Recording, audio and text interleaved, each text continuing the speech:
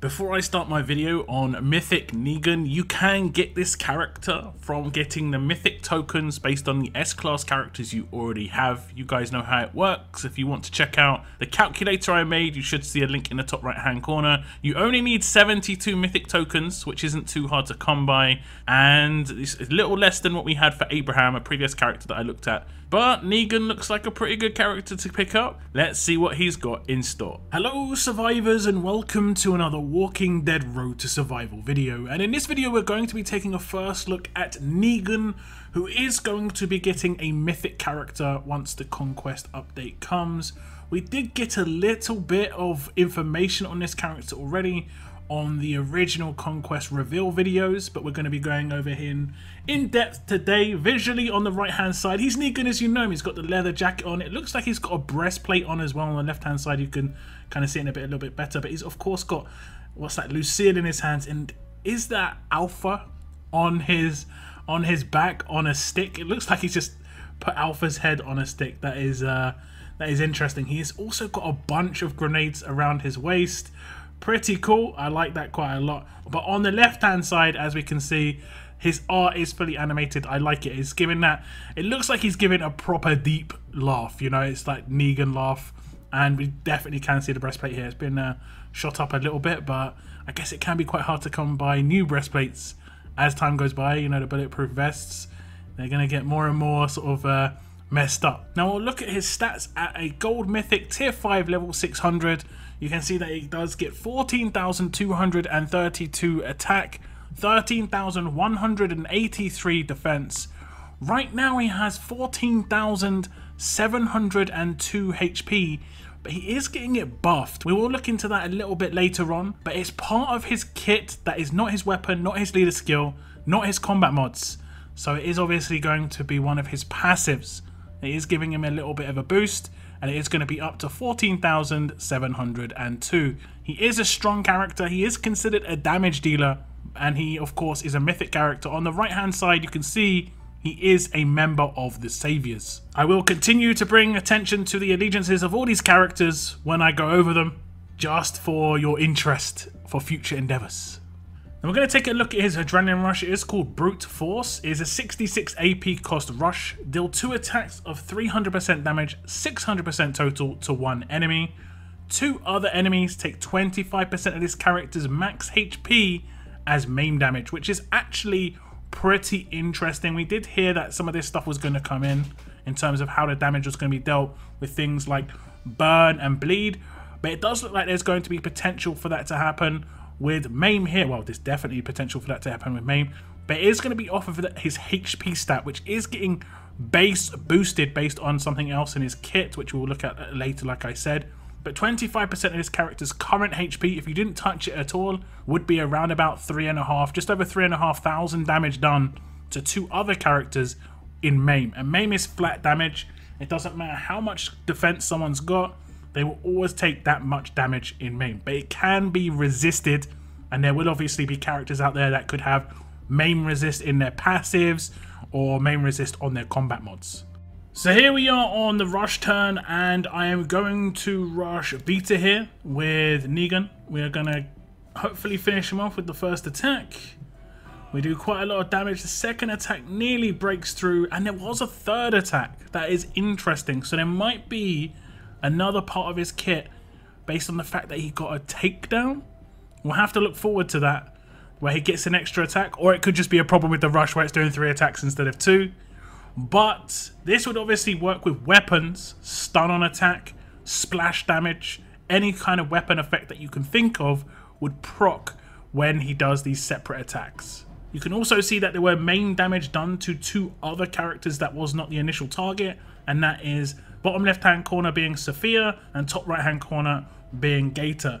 You can also see how main damage is shown now. It's shown as just this white barrier of damage basically on the HP bar.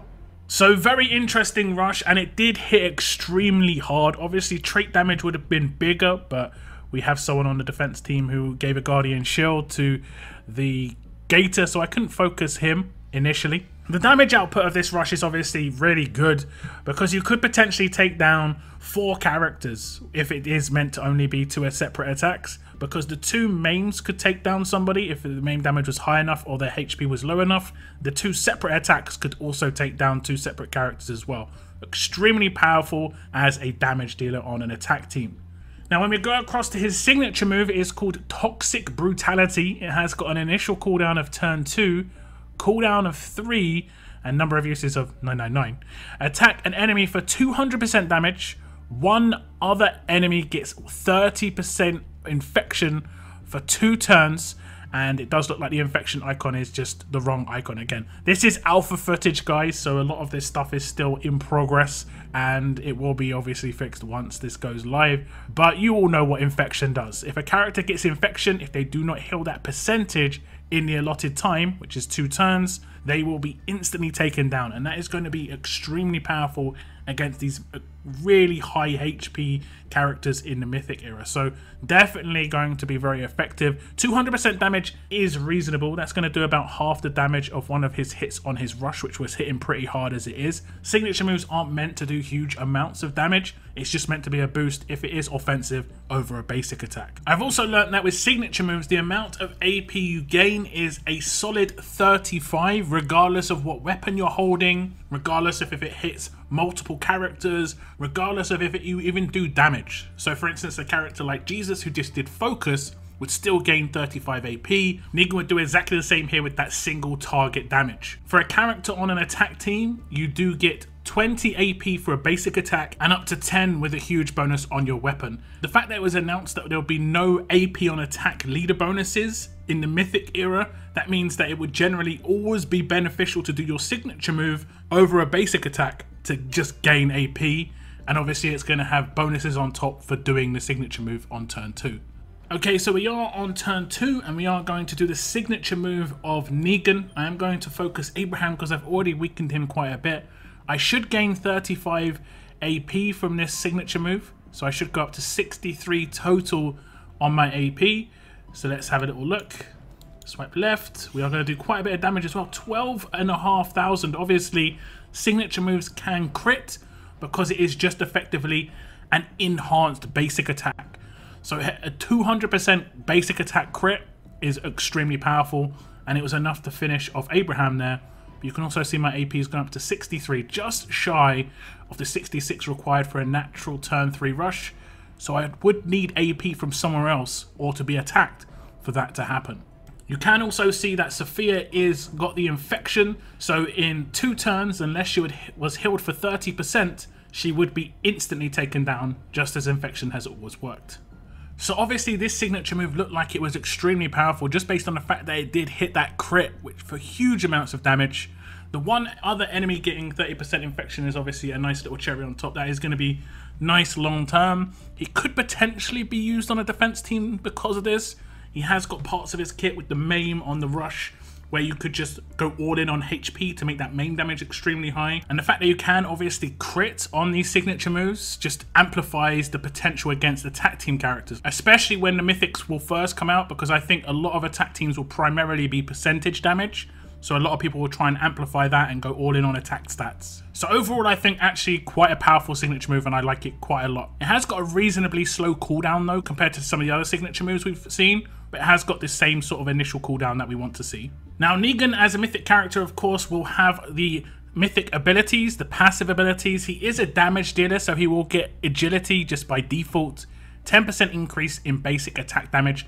This will work with his rush. This will work with his signature move. Because they are enhanced basic attacks, they are going to get the increase from this. And that is why he was doing such high damage, because he was getting amplifiers from his passives. And you saw the HP boost that he was getting originally in his kit as well. That is because he has got the passive ability called Bulky, which gives 10% max HP. His last 2 passives, one of them is called Sadistic Killer. Whenever an enemy dies with an infection status, this character gets 15 AP. That is obviously quite interesting, but it is quite long term in the battle. I would see that being more of just a finishing bonus. You know, you're going to take out someone potentially turn 4 because of his signature move, and he could potentially get a turn 4 rush or turn 5 natural rush rather than having to be turn 3 then turn 6. It could be turn 3 then turn 5, so that could actually work quite well. His last passive is called Ragged Wounds, When attacking, 30% chance to deal that damage as maim, and that works with his basic attacks, that works with his rush, and that does of course work with his signature move. It is worth noting though, if that happens and someone has the passive ability to resist maim, and again the mods to resist maim, he could potentially do 0 damage. So there is definitely downsides to this, but it's much harder to heal up a character who has taken maim damage over base damage. So I'm hopefully going to just show you how this works. I'm going to select a character. We've got 30% chance for the basic attack to do maim damage, and you should see a white bar appear on the person's health bar if it is maim damage. And as you see, we did a lot of damage and it was done as maim damage. 30% chance, but it managed to happen. 5,913 maim damage. That means that if someone had, let's say, a signature move turn 2 to heal, like Aaron has on my attack team here, if he did it on defense team here with Abraham, it would not heal any of this. So this is nice. It means that any follow-up damage or my signature moves on the next turn will be just much more likely to take down Abraham in this situation. And as I said, that can work with his rush because it is multi-hit, and that can work with his signature move as well. So just main damage potentially everywhere. Now Negan does have a leader skill, and it is pretty interesting. All teammates get 25% attack and gain focus for 2 turns at the start of the battle. This is obviously going to counter certain characters, certain signature moves, potentially certain passives for the first 2 turns, and potentially leader skills. I'm not sure if mythic characters are affected by S-class defense leaders, because I know that mythic characters are not affected by teammates' leader skills. For instance, if I was to take Ivanova as my leader and take this character as a side character, he would not get the AP bonus. But I'm not sure if enemy lead skills work. However, S-class characters that you use with Negan as the leader do get these bonuses. So if you were to take this character against, let's say, a Jackie, she would obviously not work. You know, her confuse would just not happen because everyone would have focus, which obviously would be a big bonus in sort of like the transition for a lot of people from S-class to mythic leaders on defense teams. So just to show you how it would work against a Jackie lead, you can see this is turn 1. My characters are confused, but they're not, you know, because they've got the focus. Focus makes it so that when confused characters are focused, yeah, that's the one. And it doesn't matter what the source is, if it's the leader skill, if it's the signature moves, if it's a rush, if they have focus in those first 2 turns and taunted or confused, they will obviously not be affected by it. They'll also be able to bypass any shields, human shields that come into the game, potentially in the Mythic era, or anyone using S-class shields still when the Conquest update drops. Now it of course does give a 25% attack bonus, and it is worth noting it's all teammates, and this is because all mythic leaders are rainbow leads. This is how it's going to work, at least with the characters that are going to initially be leaders upon the release of the Conquest update. Things may change going forward. You might see trait specific leaders come out. There is potential for that, but the initial characters are all rainbow leaders, that if they are leaders, and they don't give any AP bonuses. Now Negan of course does have an attached weapon. We're mainly going to be looking at it as a visual at the moment because weapons are going to be updated. I did have to 5-star this weapon to put a particular weapon in his hands. That's why it looks like it's a 5-star weapon right now. It is not. It starts as a 4-star weapon, and it's just Violent Lucille. You get the Lucille. You kind of know that he was going to be coming with Lucille. I'm really happy that he does have his iconic weapon as a mythic character. The S-class Negan, as much as it was kind of cool, it was a little bit of a letdown that it was an alert character, not really playing into that comic sort of feel, if you know what I mean. Whereas I think Negan does really play into that quite a lot. The base stat that we've got on here right now is 30% attack. So obviously as an attack character, he's going to benefit from this quite massively. He's going to get more attack stat. It's going to stack with that leader skill and obviously any mods that you put on top. So that is another reason why he was hitting already pretty hard. So I actually think Negan is quite a nice character. You saw the sort of damage output that he could bring. I think he could be that like single target assassin with his signature move, and in the rush on turn 3 would just blitz. The only problem I can see is that he's going to have a bit of issues with regards to AP gain. You're going to have other characters in the team who can sort him out somehow.